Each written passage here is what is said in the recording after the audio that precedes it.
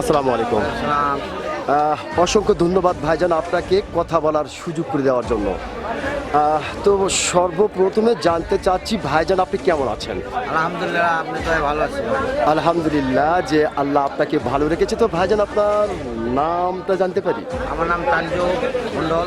জি জি জি, তানজু মণ্ডল। তানজু মণ্ডল, সুন্দর একটি নাম আপনার, অত্যন্ত চমৎকার একটি নাম আপনার। এবং আপনার নাম শুনে এবং আপনাকে সামনাসামনি দেখে জি ভাই। যেটা বোঝা যাচ্ছে আপনি অত্যন্ত একজন সাহসী মানুষ, এটা কিন্তু আপনাকে দেখেই বোঝা যাচ্ছে। তো ভাইজান যেহেতু আপনি বাংলাদেশের অত্যন্ত একজন সাহসী মানুষ, সেই ক্ষেত্রে এই বিষয়টি আপনার কাছ থেকে জানতে চাচ্ছি যে আমাদের বাংলাদেশে একটি নির্বাচন হতে চলেছে এবং সেই নির্বাচনকে ঘিরে বাংলাদেশের বিভিন্ন ধরনের মানুষ বিভিন্ন ধরনের কথা বলছে। কেউ বলছে এই নির্বাচন আওয়ামী লীগ ছাড়া জায়েজ হবে না, আবার কেউ বলছে এই নির্বাচন গণতান্ত্রিকভাবে হতে পারে আবার নাও পারে, আবার কেউ বলছে না এই নির্বাচন গণতান্ত্রিকভাবেই হবে এবং সুষ্ঠুভাবেই হবে।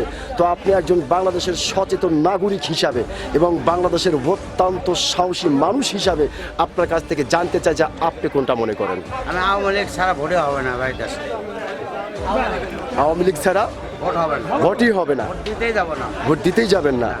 ওকে ওকে, তার মানে আপনি যেটা বোঝাতে চাচ্ছেন যে গণতান্ত্রিকভাবে এই নির্বাচন হচ্ছে না।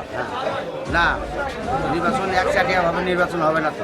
আচ্ছা আচ্ছা, সব বড় দল, দুই দল সবাই যদি একভাবে ভোট করে ভোট হবে। ভোট হবে। অসংখ্য ধন্যবাদ ভাইজান আপনাকে যে আপনি যে একজন সত্যিকারের সাহসী মানুষ, আপনি কিন্তু আপনার সাহসিকতার পরিচয় দিয়েছেন। আপনি বলেছেন যে সবাই যদি নির্বাচনে আসে এবং সে অংশগ্রহণমূলক নির্বাচন হয় সেটাই ভালো হয়।